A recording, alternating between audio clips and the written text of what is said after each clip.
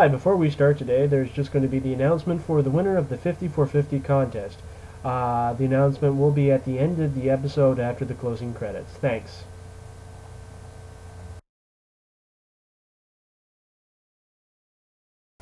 Hi, and welcome to Barside Beer Reviews. I'm Tyler, and this week we'll be talking about TsingTao beer. This is the second test episode for Barside.ca. Barside.ca is a poor man's beer review and a personal blog of mine. Basically, I try to make as many mistakes buying as many bad beers and random beers as I can, so you don't have to. This week, like I said, is going to be TsingTao. It's a 4.5% lager. It's got a very rich history. It's brewed in China, in the Shandong province, from the TsingTao breweries. I'm probably butchering that, so apologies if anybody who works there is watching this and can understand me. So anyway, it goes well with most foods, Chinese, North American, European.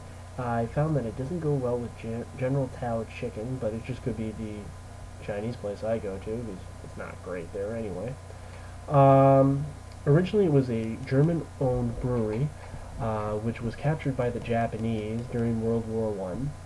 Then, when the Japanese were defeated in World War II, it was taken over by the Chinese family who helped the Germans brew there.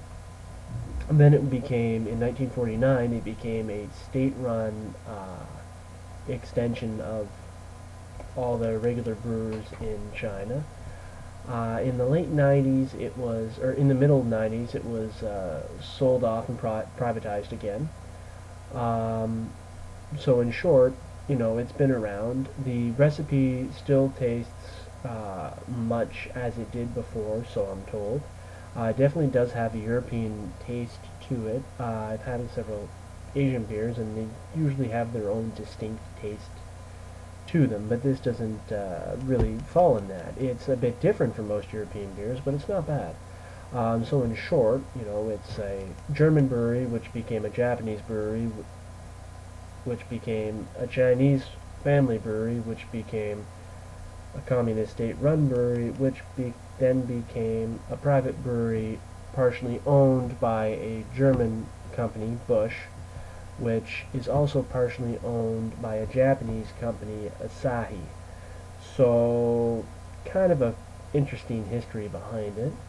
Not a bad beer though. I definitely would recommend trying it out. Like I said again, it's not all that expensive. I give it about a 7 out of a 10. Hope you enjoyed this, and thanks for watching.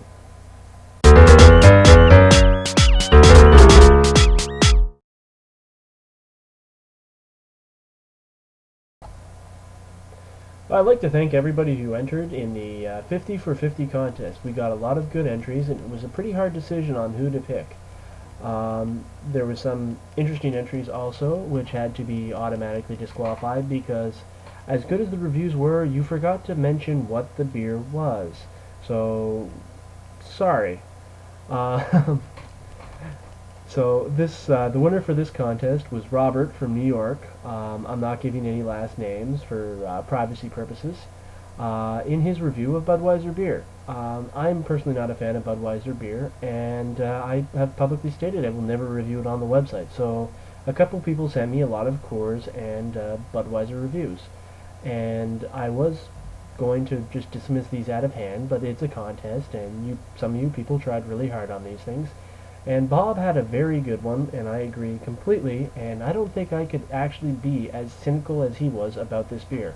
So automatically it won in my opinion. But again, thanks. It's not all about cynicism. There was some very good reviews, and I will take some of those points definitely to heart when I end up reviewing those beers, if I can review those beers. Fortunately, I got a lot for Michelob, and I was just unable to do them because some of them weren't very good, some of them were good. But unfortunately, Michelob is a beer that's actually not available up here in Canada. I've heard a lot of good things about it, and I definitely watched it on a couple podcasts. Dignation for one, they had them for a sponsor for a while.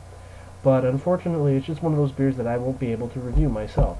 If somebody does send me in a really good Michelob review, it might go up, because personally I can't do that one. So, yeah. So congratulations, Robert. Thank you for your entry, and your review will be posted Saturday night. For everybody who entered in the contest, again, thank you, and I hope you continue to watch this podcast and continue to read my reviews and my blog. Thanks.